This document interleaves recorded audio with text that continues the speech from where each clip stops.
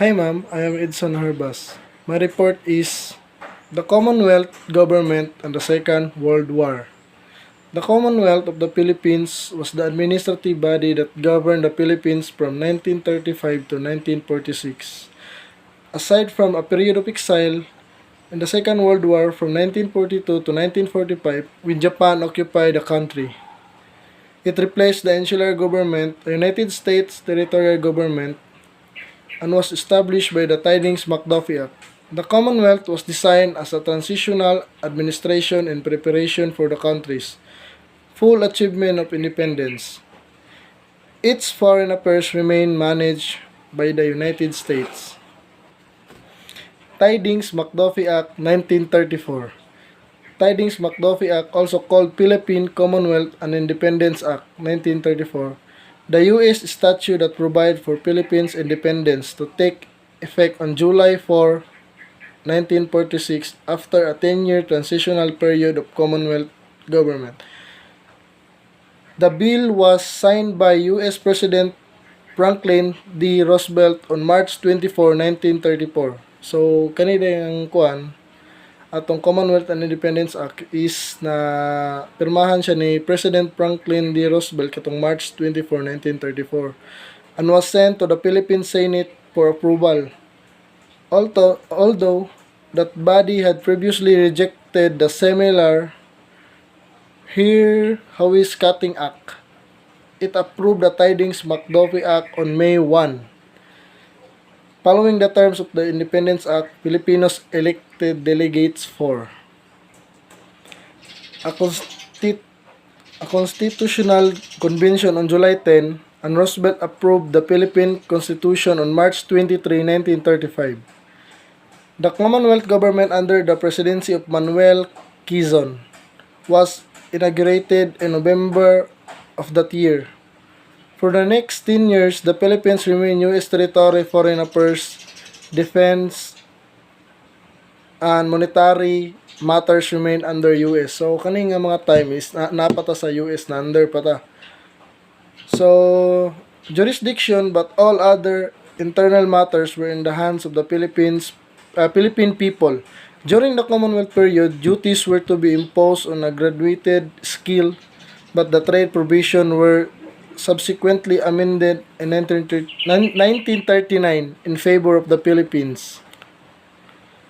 Convention to frame Constitution for Philippine Island. Section 1. The Philippine Legislature is hereby authorized to provide for the election of delegates to Constitutional Convention, which shall meet in the hall of the House of the Representative in the capital of the Philippine Island. At such time as the Philippine Legislature may fix, but not later than October 1, 1934, to formulate and draft a constitution for the government of the Commonwealth of the Philippine Island. Character of Constitution, Mandatory Provision. Section 2. The Constitution formulated and drafted shall be Republican in form, shall contain a Bill of Rights, and shall either as a part thereof or in an ordinance appended thereto contain provision to the effect that pending the final and complete withdrawal of the sovereignty of the United States over the Philippine Island. Submission of Constitution to the President of the United States. Section 3. Upon the drafting and approval of the Constitution by Constitutional Convention in the Philippine Island, the Constitution shall be submitted within 2 years after the enactment of this Act to the President of the United States, who shall determine whether or not it conforms with the provision of this Act. Submission of Constitution to Filipino people. Section 4. After the President of the United States has certified that the Constitution conforms with the people of the Philippines Islands for their ratification of rejection at an election to be held within 4 months after the date of such certification, on a date to be fixed by Philippine Legislature, at which election that qualified voters of the Philippine Islands shall have an opportunity to vote directly for or against the proposed Constitution and ordinances appended thereto. Such elections shall be held in such manner may be prescribed by the Philippines legislature, to which the return of the election shall be made. Transfer of property and rights to Philippine Commonwealth. All the property, Section 5, all the property and rights which may have been acquired in the Philippine Island by the United States under the treaties mentioned in the first section of this act, except such land or other property as has heretofore been designated by the President of the United States for an other reservation of the government of the United States, and except such land or other property or rights of interest therein as may have been sold or otherwise disposed of in accordance with law, are hereby granted to the government of the Commonwealth of the Philippine Island when constituted.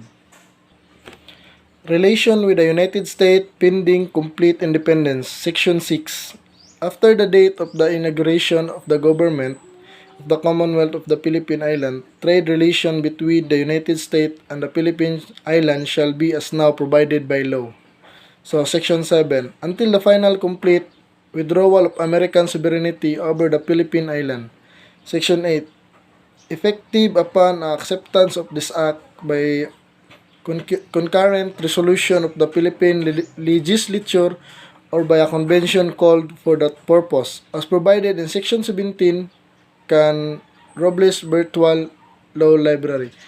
So, diri lang ko kutob no kay actually duha mi ani. So, kisa kauban siya na mag-continue sa 9 to 17 man nata ni siya. So, ako lang no sa ako nasabtan is diri sa akong report is itong time pa rin sa Commonwealth katong muna nga nanatay Independence Day. So isa po na akong nabantayan diri is kasagaran mga decision diri sa Philippines sa una nga time is mag-agad sa United President. So na diri sa Section 7 nag-ingon sila nga Section 7 ba to? Sa Section 6 dahil nga naingon siya diri nga after the date of the inauguration of the government of the Commonwealth of the Philippine Island, trade relation between the United States and the Philippine Island shall be as now provided by law. So sa una nga panahon, di gid basta-basta maka decision or makabot sila buhat og law nga walay pirma sa President sa United States. So diri po daghanay pug natukod nga mga law nila diri napod sa human rights nga submission of kwan katong mag-election about sa election. Kani nga time is time pa ni sa presidency ni Manuel L. Quezon. So, mao lang to guys, og salamat sa pagpaminaw sa pagtan-aw.